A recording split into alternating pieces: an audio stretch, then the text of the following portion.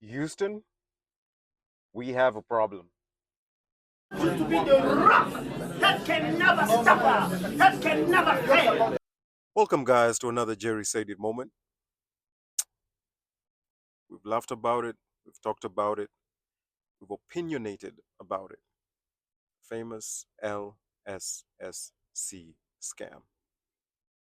Now, you know me by now. Marriage is not the scam. You, I, we are the scam. Because here you have a couple, both or one decided to venture off into this scam, try to multiply the money, got out of it with some money, reinvested, and now have lost everything. There's going to be conflict between this couple, whether they did it together or not.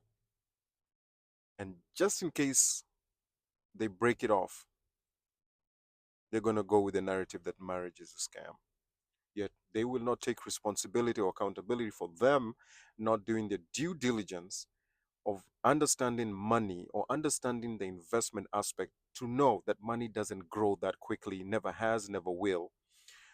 And now they're trying to blame their person, or now that they're trying to blame the institution and not take responsibility for how they got into it, which unfortunately was because of greed.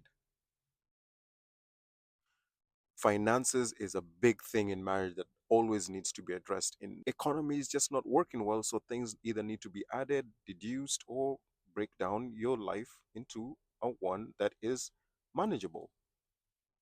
But instead of doing the principle that keeps you recurrent and growing and moving, you get into such ventures and then want to blame an institution and then want to blame your partner. Now, if your partner went and did this in secret, yes, that's a big problem. They're the problem and they need to take accountability and be responsible for what they did. However, if both of you got into this thinking that this is a money making venture that's going to help us with our bills, our debt, our responsibilities, our obligations, listen, you failed together, take it in together. Be accountable and be responsible and agree that you don't understand how money works, and you living beyond your means is not going to get you a windfall that will get you where you need to be.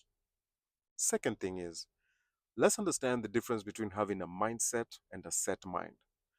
A set mind is a closed, rigid, uncompromising mind in a belief versus having a mindset that is open to continual learning, which is continual believing.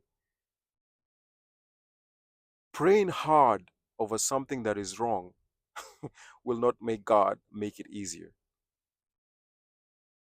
So these guys are praying, taking time to pray hard for God to come through.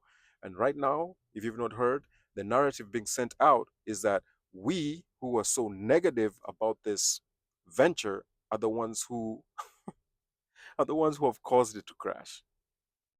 Excuses, flimsy excuses. For marriage to work, the aspect of finances needs to be something that you're aware of, understand, and practice in principle. Because think about it with me for a minute. You put in 40 hours a week to get 2,000. You take that 2,000 and go and lose it.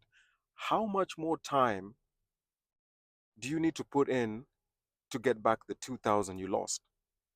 If you don't understand that math, let's do it this way.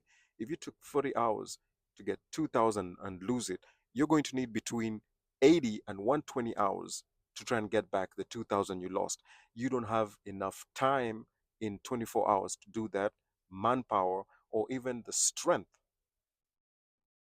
So what you lose what you lose and try to get back in recovery doesn't come multiplied.